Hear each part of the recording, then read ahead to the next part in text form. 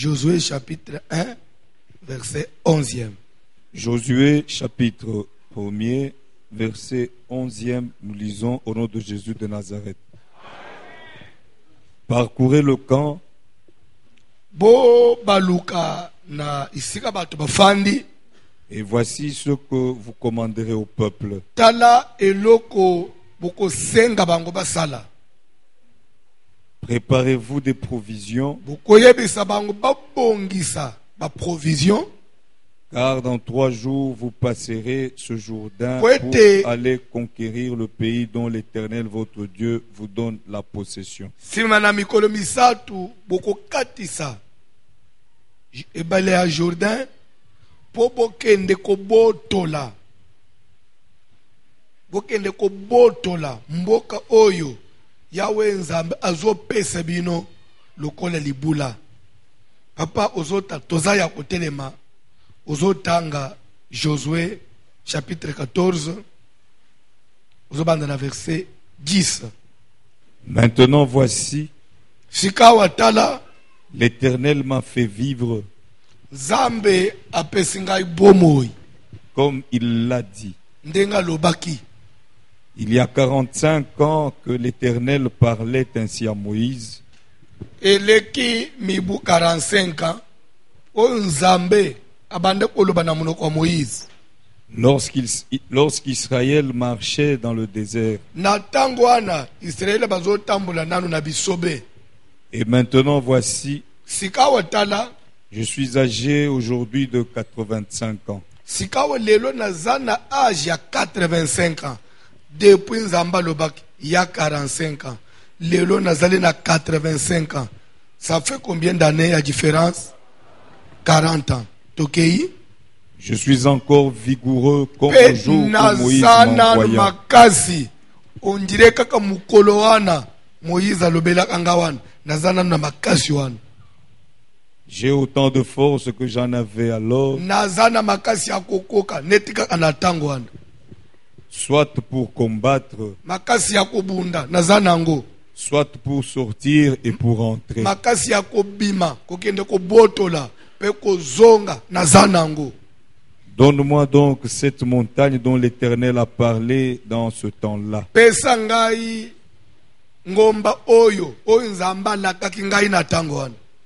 Car tu as appris alors qu'il s'y trouve des Anakim Po yo moko yoki ke ngomba ngo evandi semina bato Anakim bakana na ye bato milai. et qu'il y a des villes grandes et fortifiées. Ezana bingumba ya minene ya bato makasi. L'Éternel sera peut-être avec moi Tangu mususu na liloba yo koloba Nzamba kozala na ngai. et je les chasserai Na kokende ko benga na bato wana. comme l'Éternel a Ndenga dit. Nzamba lobaki Josué pe bénit na Caleb kobotola mboka wana. Tangu Josué yoki bongo apamboli Caleb fils de Jephuné, mwana ya et Jefine il lui donna Hébron pour pe héritage. apesi ye Hebron lokola libula mabele ya Hebron lokola libula. Tozofanda pendant quelques minutes.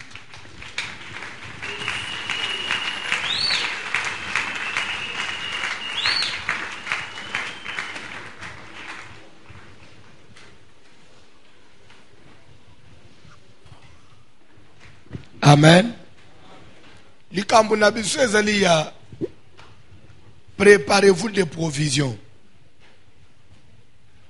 Car dans 3 jours, vous allez passer ces Jourdains.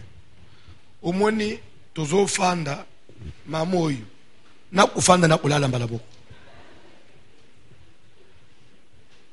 Omoni me mata kulala nguso atale tukenda kana mbeto. C'est bon kaka me mata ozu moi position ti moi quelque minde pongeye. To eza okoyi na mbeto lali mbalamo.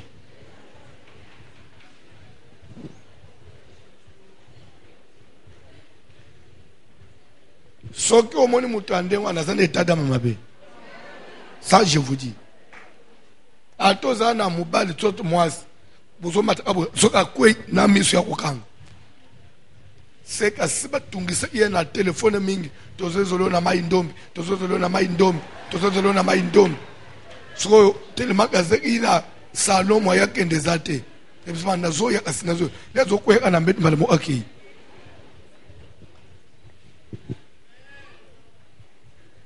Omoni kama avion ya mai ndombe wana ekwe ya na kingabwa meka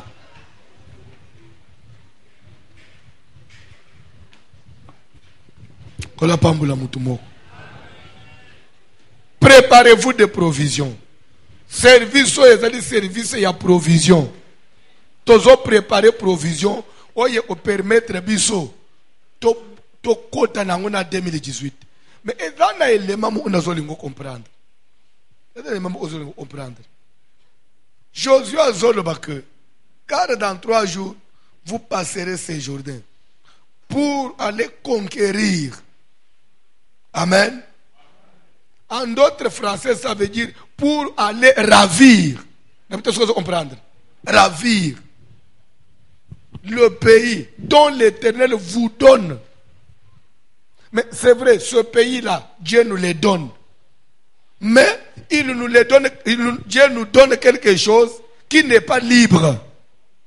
Est-ce que vous comprenez? Dieu nous donne quelque chose qui est entre les mains d'une autre personne. Mais il nous le donne. Maintenant, c'est quant à nous de ravir ça. 2018, Dieu nous l'a donné. Amen. Mais il nous faut quand même une provision. Un minimum de force pour te conquérir. Te conquérir par bénédiction en 2018. L'ande bien. Est-ce que vous avez quand on dit, faites-vous des provisions pour permettre les besoins les Jourdains.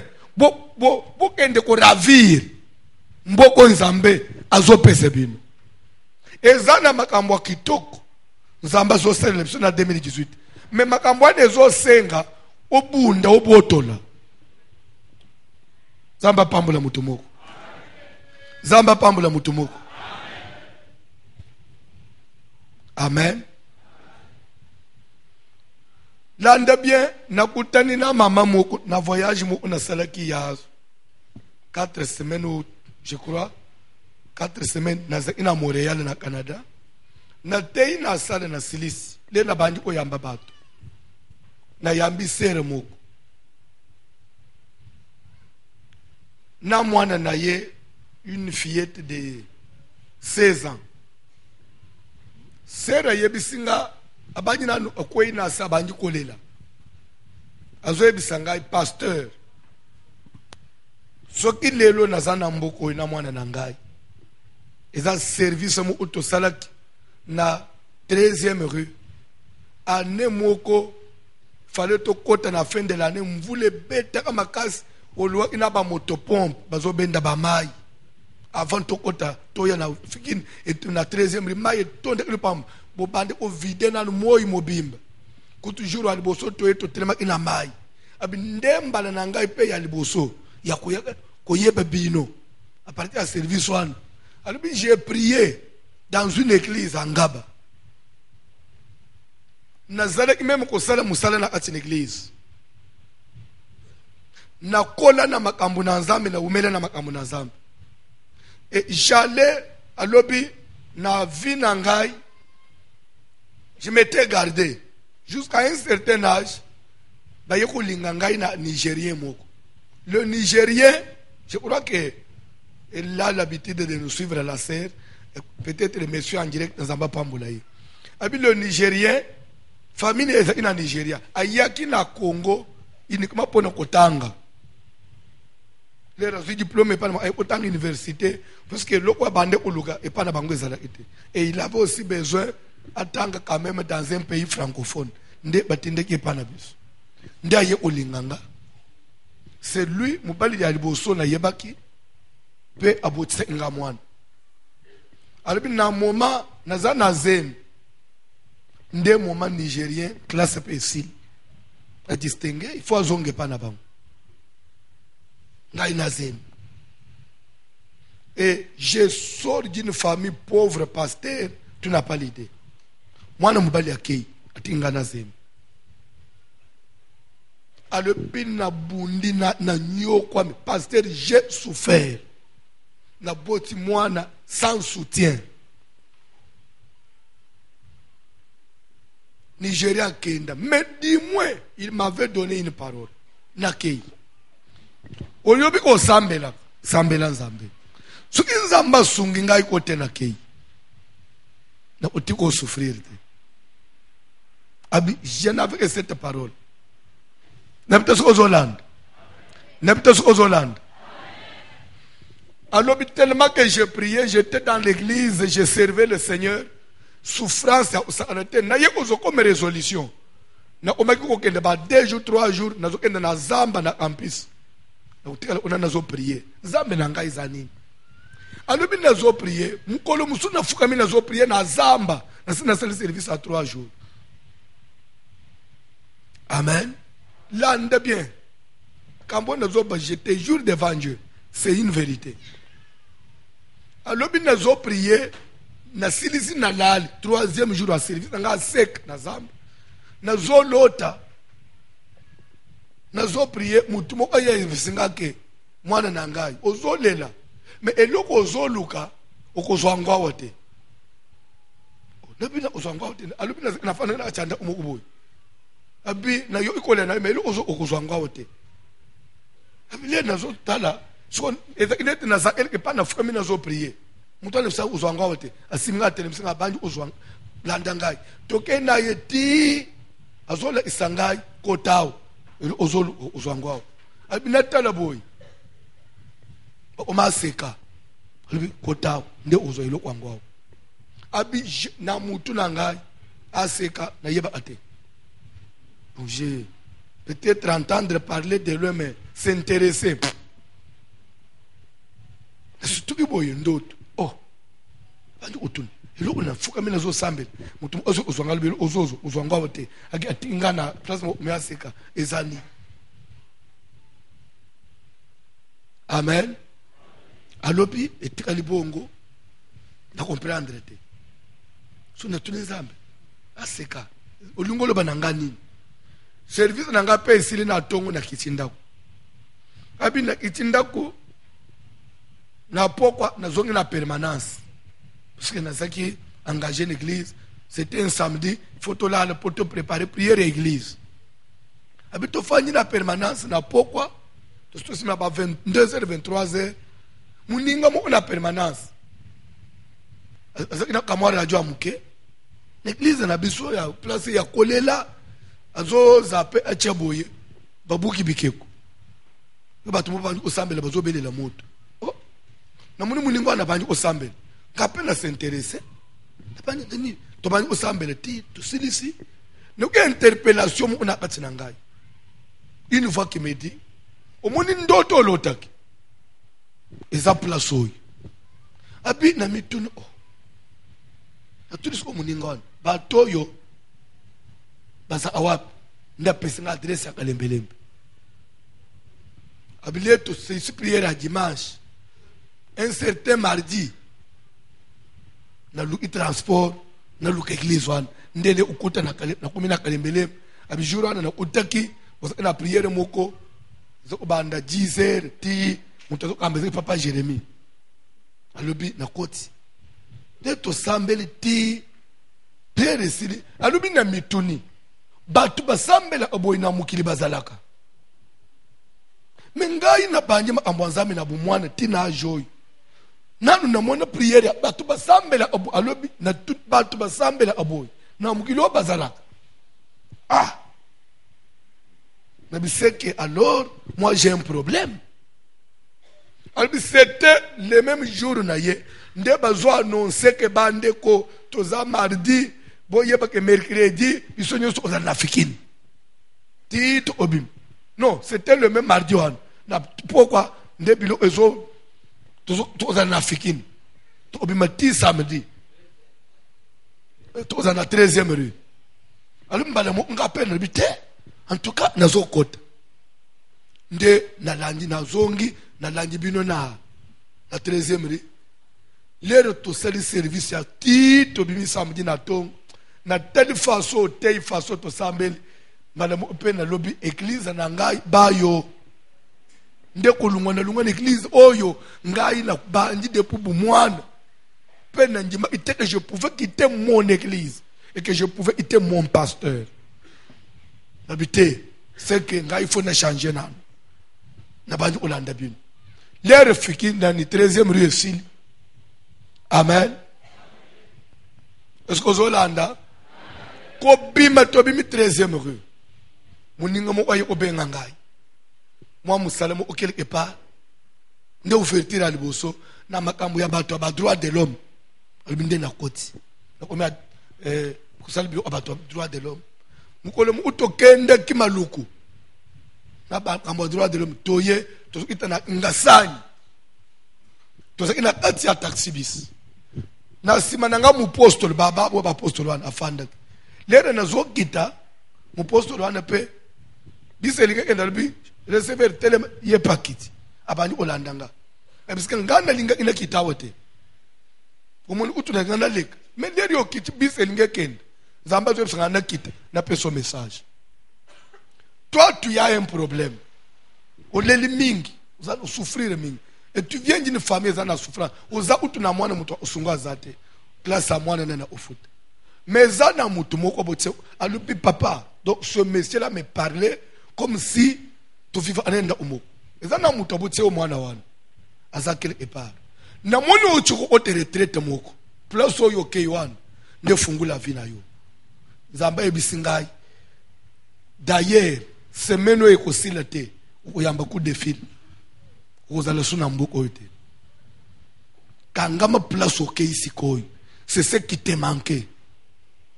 Abina tout le monde poste là. Tu me connais? Habité. Yo fodala au fil anga. Maman, je ne te connais pas dans papa mukolo. Abina te pas papa mukolo na mandef.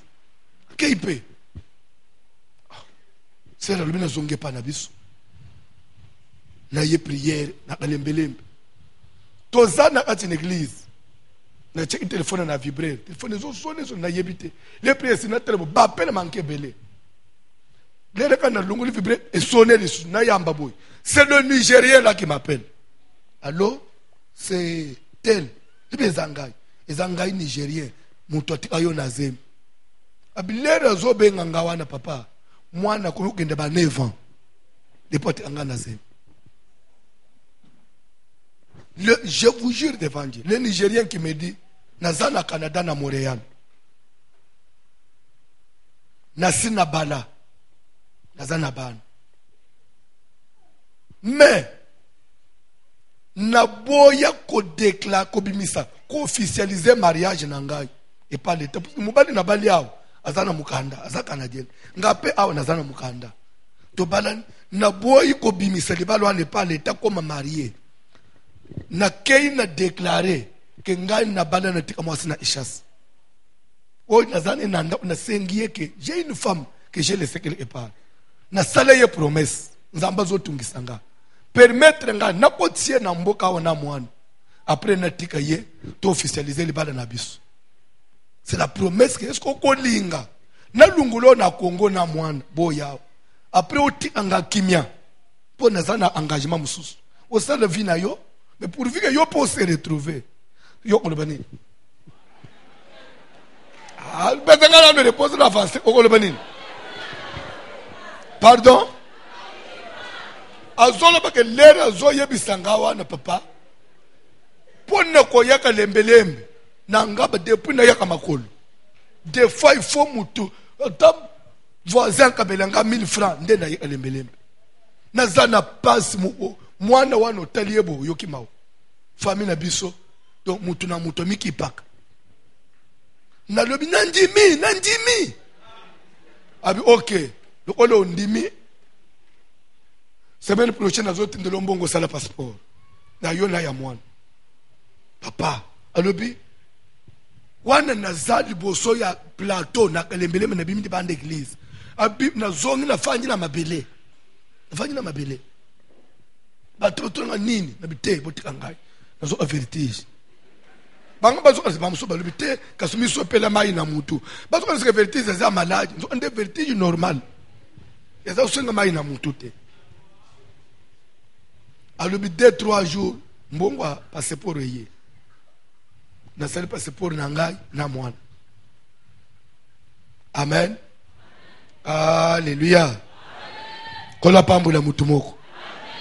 Après à lobby nazo tinda mikanda bokende na ambassade bokende se présenter na sina selema kamunyon swa bino bokende se présenter abi papa ayi otinda tindinga na mwa mbongo lera tinda ya passeport atinda na mwa 200 likolo ndembala na ngali boso na simba 200 nazo papa nazo simba ngo nazo lenga papa atindi mwa mbongo mususu mwa déplacement na nini na pandu comme moi propre toke na mwana to se présenter parce que ma camunion so interview de tokotisi même si soit après 21 jours ba obenga biso papa to zongi to fandi on a fandi abonné téléphone leli c'est madame tel tu peux te présenter l'ambassade à Canada na ville et puis je viens papa na kenda salité les nazo omakabo ba mi enveloppe moko ya kaki et vimba ba pesinga eza kolina yo papa kaka sur place na ambassade na vangi na se na fungula boy visa ya mwana na yangai alobi papa na bangi olie na zam na bangi kolela ti bato a sécurité ambassade ndebe obimisa ngai madame ça suffit tu peux sortir alobi na bimi papa nazolela na nzela abingaye muto na yeba asuti hotel kenda papa na bengiye na bisie na suivi ça ok ne t'en fais pas na zotinda billet papa 2-3 jours a bengi ngai amen kende luka sibere mo place za na bakende na email no pesa ngai ba imprimer le billet ya yona ya mwana après na zotinda mbongo pona ba formalité na ba bilamba bo voyager na bo somba na ba valise papa na imprimer billet ayo otinda mbongo na sombi valise na ngai na ya mwana en tout cas bo sala kimia to bongami na bisi famille na ngai na mwana to zokende Canada alobi nyonso ana na seri na ibisa mutu te to zokende Canada babi tala ba aventure okende Canada okende Canada okende ndenge nini abina zokende Canada umoni papa mwana oyo ndabengisi ngai na isibangu visa na ndako na biso bato to ba uza ndoki to fanda anayo uzosala makambo bombela abato nabi je connaissais ma famille je ne pouvais pas dire papa batinga na aéroport to matina mwana papa bango ya yambi biso na aéroport to keti azoela biso mwanda omoko tokoti kuti deja bilo onyonso alobi ok bino bo ofanda aye ipe ozobiso na mwasi na ye mwasi na ye mutu na bisa yo yeo omoni mwasi na bale yao boko mipe Canada moi quelques jours na ko aider bino ti bo ba mikanda na bino ba régulariser sili po boza deja na mukanda awo na nyonso lokola na déclarer ko mwasi na ngai o na déclarer mwana na ngai boza ba ko pesa bino dans quelques jours ba pesa biso mikanda tutu ndekwa na lukeli nga musala après bisingai tu peux me laisser tranquille ozo vina yo na mwana na yo afanyi na mwasi na ye ali papa ndenge to fanyi na mboso combien d'années abenga abisote to mona nakate des fois so akobenga c'est une fois comment va l'enfant c'est fini abisi mwana ne dérange pas mes enfants ko la paix na sina longolo na passe mwana sko aza canadien azotanga gratuitement alobi papa fiki na 13e rue ba service à fin de l'année est-ce que service oyo ekotika ilembu na vie na hotel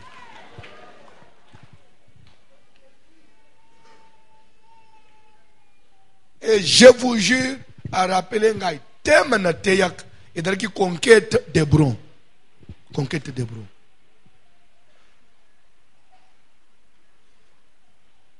et ça ce qui ba 2000 ce qui 10 ce qui 9 2010 conquête d'Hébron.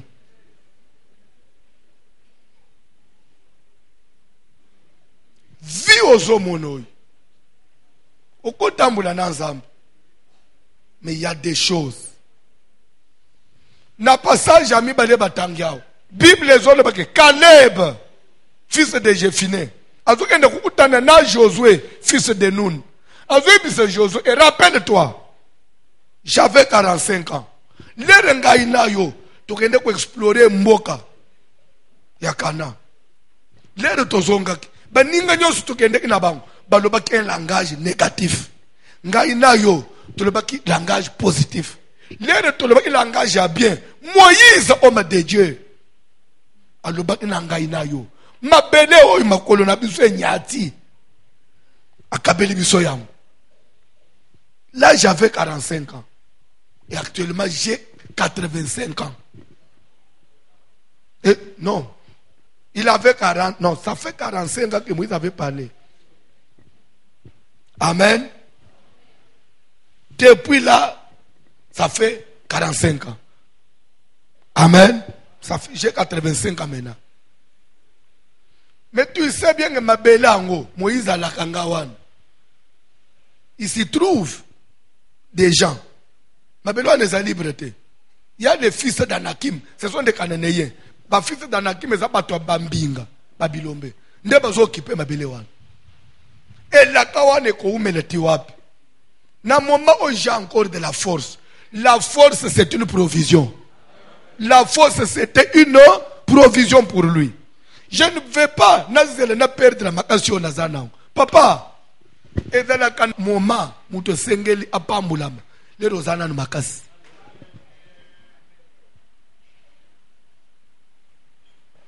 Amen. Alléluia. Alléluia. Vous avez besoin quelque chose? Vous avez besoin quelque chose? On n'est pas politicien, mais on est congolais. Vous savez, si Tshisekedi ne serait pas mort, Lelo, Mbilazo jouait au rôle de Onamboka. Oui ou non? Ce qu'il a trahi, c'est quoi? C'est la mort et c'est l'âge. C'est-à-dire quoi? C'est-à-dire que, oye salamaki oye, ce que salama alera inanu makas, ça pouvait être autre chose. C'est vrai, nous prions. Mais il y a des moments, il y a des choses, et Seigneur, ozwana tangu nango.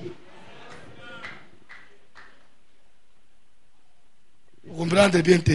Et tena makambo Seigneur, ozwana tangu nango. Okoye osomba mutuka. Miso mona asute po mema volant. Mabo ekomi kolenga. Tina nango nini?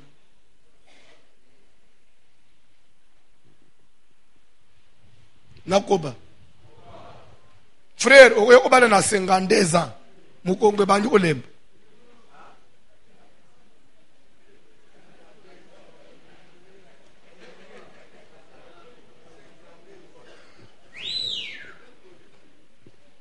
Même moi, je suis au balon, je suis au balon, je suis au balon, je suis au balon.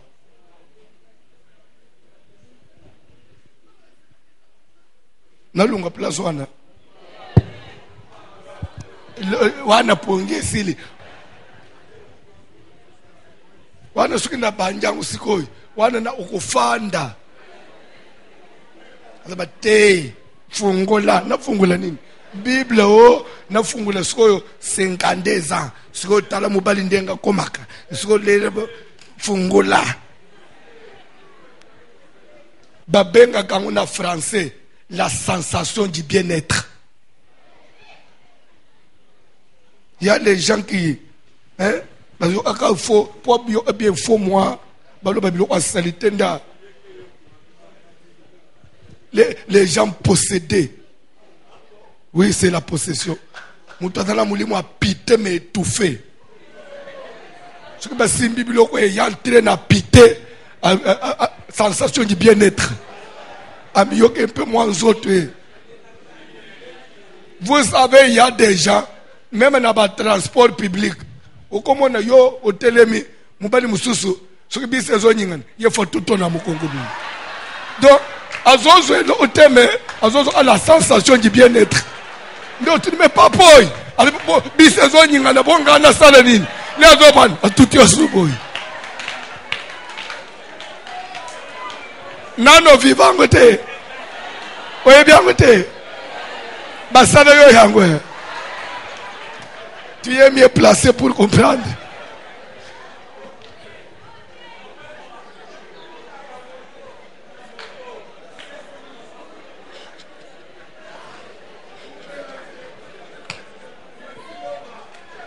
nakoba tona nakati oyebi okoza lawa. Amen. Alléluia.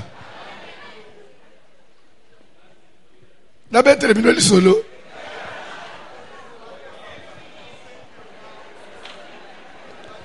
Jour moko prière esili na poko na fanjao na kichi papa ngando fanjao nazo yamba batu na mulongo sere moko afande kiwana na kwe wana soka zeki muyembe azoze le transport soka la te moi jipa mukuse moi ba geno ebi miboy soka afande imabe na bite na moni frère moko aye dera mona aye pa cheki chao so aye bite na zo lanjisa ye soka sero ana zo so na zo bouger soka bouger frère ito soka omoni so akitata après atali ngai soka na tana na sala boy asala boy place nazana lebi il a la sensation du bien-être mbala mo na bengi protocole mo na bisi yebisa serwan atele ma place one soit afanda changer position le rester a changer position mon peut frère atele me bi c'est intérêt à yele esalinini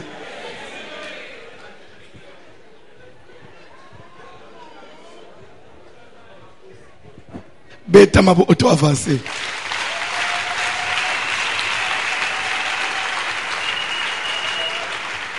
Place nazana mituni ndekwa minyoko ozwi nini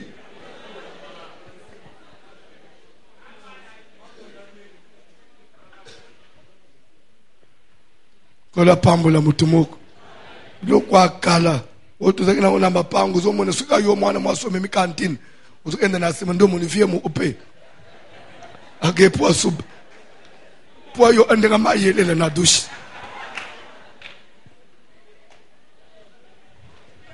Satana za makasi Satana nyoko la kabato tamzu tata mukolo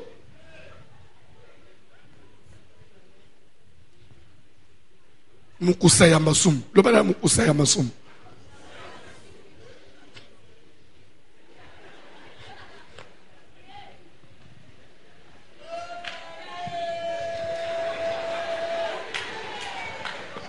wana bonane frère lobi bonne année.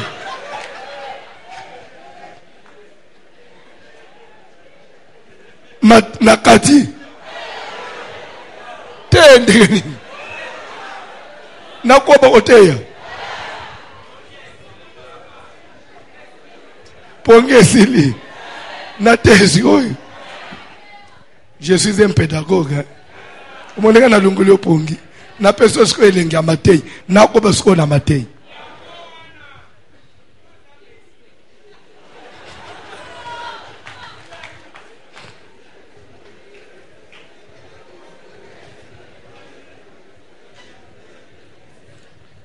Josué zono bana ba ancien ba officier parcourez les camps et voici ce que vous allez commander au peuple.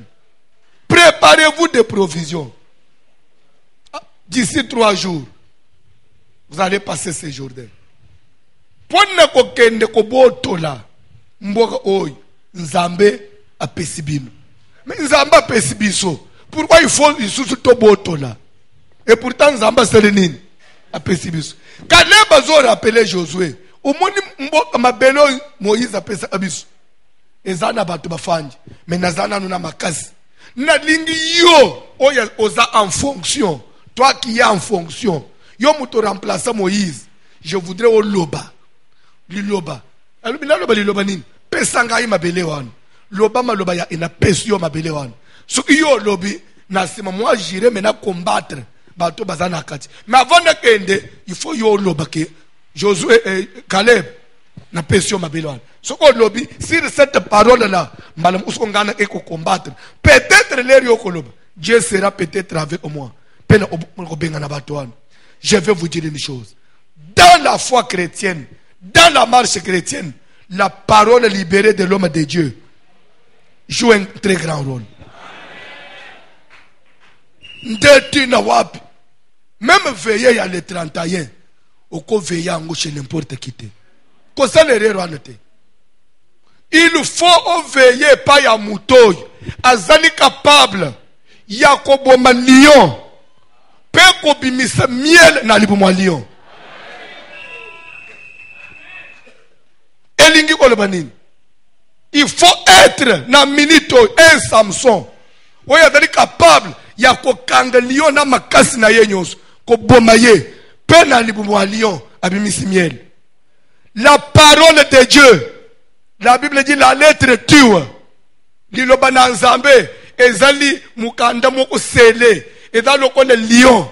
Il faut mutu azana makasi ya kokanga koboma kopasola nde oyo kelengi ya liloba na nzambe pour epesa yo makasi epesa yo vie. On a besoin d'un Samson qui est capable ya koboma lion pe abimisi miele na libumu.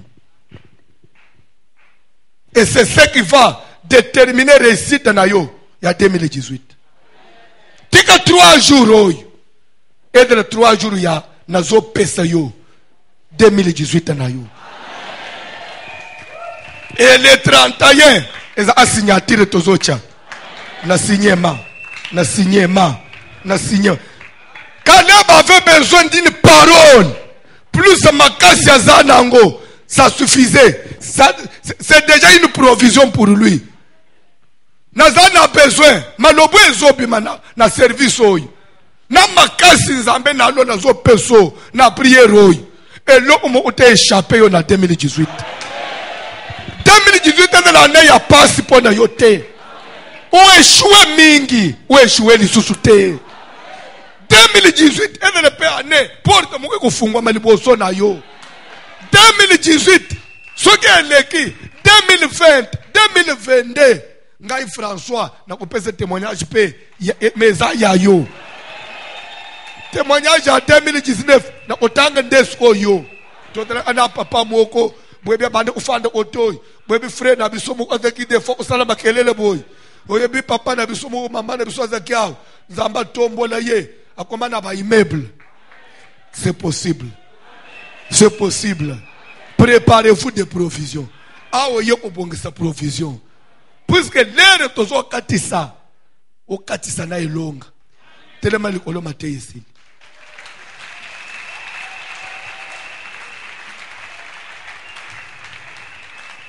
Nazo pesa requête moko na 6 prières na tiyolan.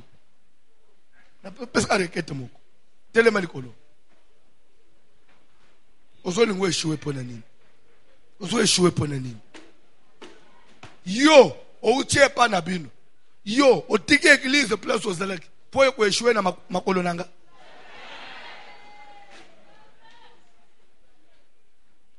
Nebi se bino quelque chose. O moni lere to baji service oy. Lere to baji 3 jours oy. Eza une netité. Netité. Lelo moni niveau ekomi. Na bitso ke lelo moni niveau ekomi. Tamuli bandete. Ukuthi mala mo nakati.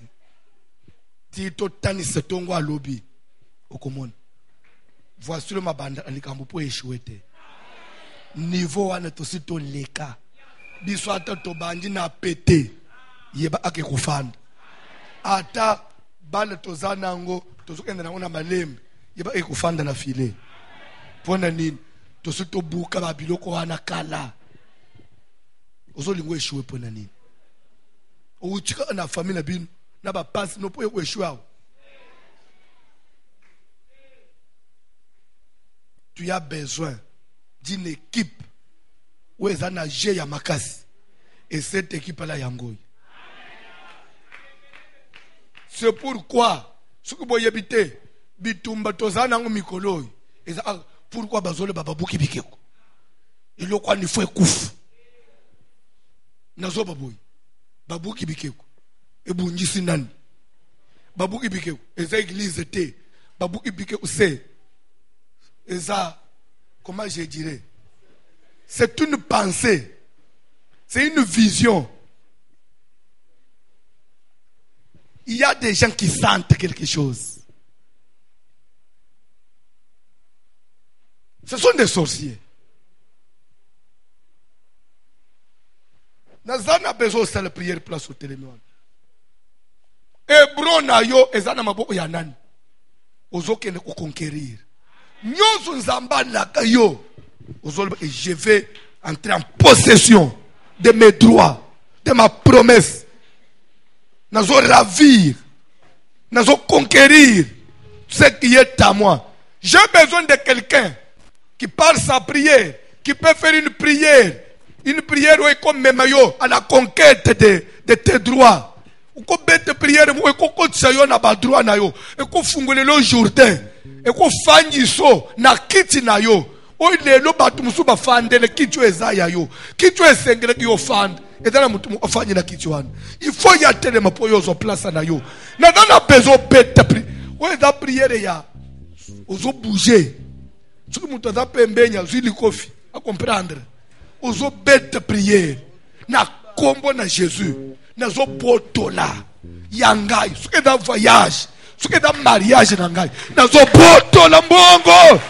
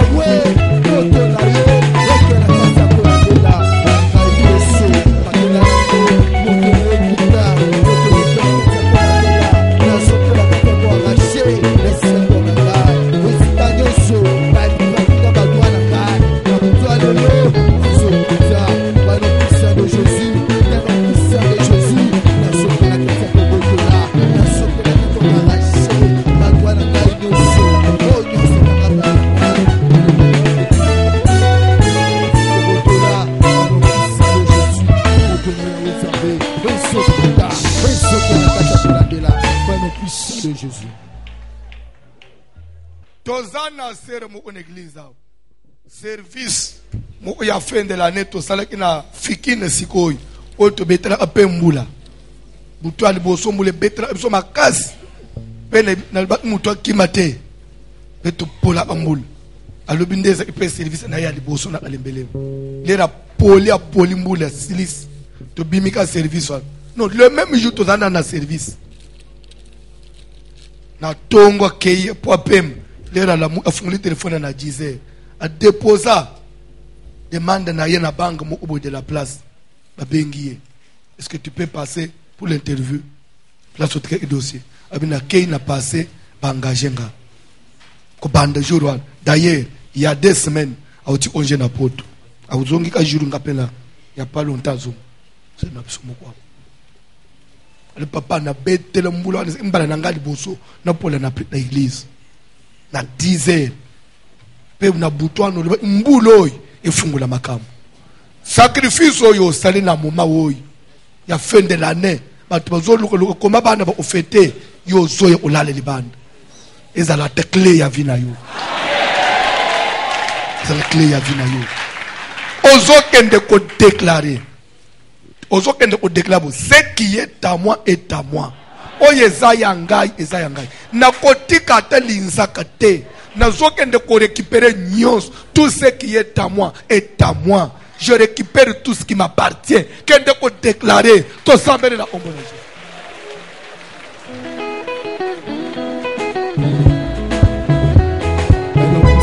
Jésus. Ceux qui la kata ko déclarer la wena. Oh non ce zayangai. Mon éternel Messie Africa.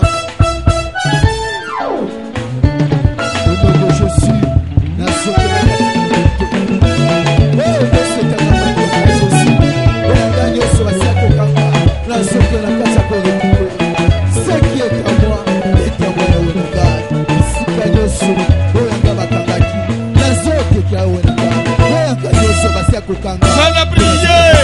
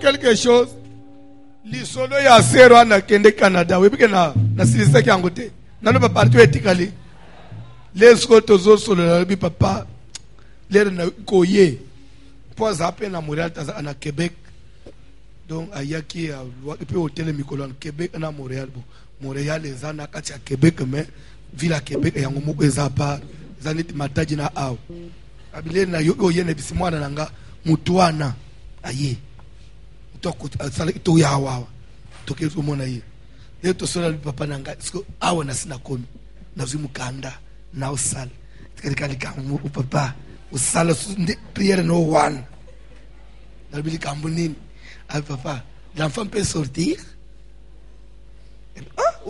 l'enfant peut sortir le to banjili solo l'enfant était là l'enfant peut sortir le to tikali papa ozo ozaka mukolo zo on plan tala ambu onaba malili ambu osko papa ngamo o papa nde oyebisa anzambe lo banga pena zo mutu tala ba malili ambu o papa ezaki chance te ba malili yo mo papa nanga na souffrir nde skonde na uchelo bo ona wana na bien lo ona wanganga na yo wana ngape na tie loboko Nzambe opesi voyage opesi nyonso azolela malili papa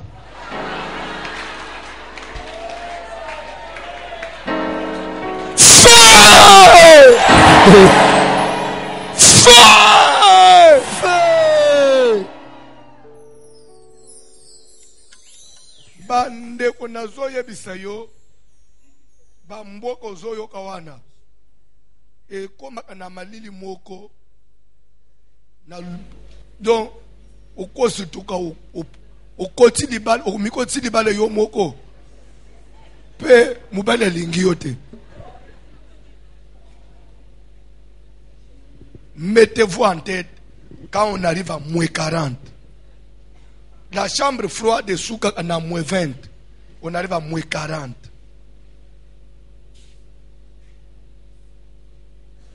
Je me souviens dans une Red Bull. Dans une Red Bull, dans Moutouk. Tu continues à magasin. Tu as 40 minutes. Tu as mis les bandes. Tu as mis Red Bull. Tu as voiture congelée comme les bandes. Les bandes, on en plein comme les bandes. Malili ya bongo. So lala yomo ozana kama appartement mo ya yomo. Pendant 6 mois. Malili anoje. Batu basumuka. Okende kuluka frère moko. To fande bisomi bale. Na solitude lisusu. Zambo atomuna abatu boite.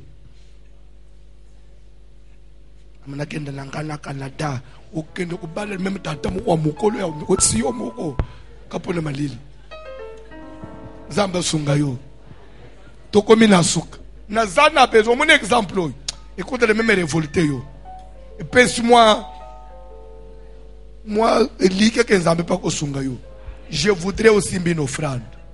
To c'est les prières. Simbo offrande na leboko na yo. Offrande mo kwa bien. Yebisa nzambe papa et dans la tangai. Exemple muto kosunga na service yo et dans la tangai. Simbo offrande na leboko amobali. Telema likolo. Nzamba lo ba apamba te. Ezana mutumu oko témoigner service oyo. Édition oyo ezaya mutumoko. Édition oyo ezaya mutumoko. Mutuango yo. Amen.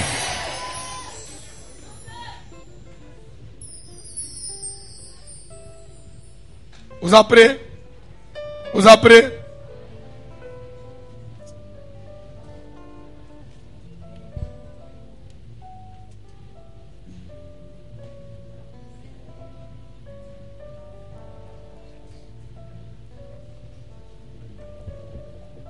Telema likolo.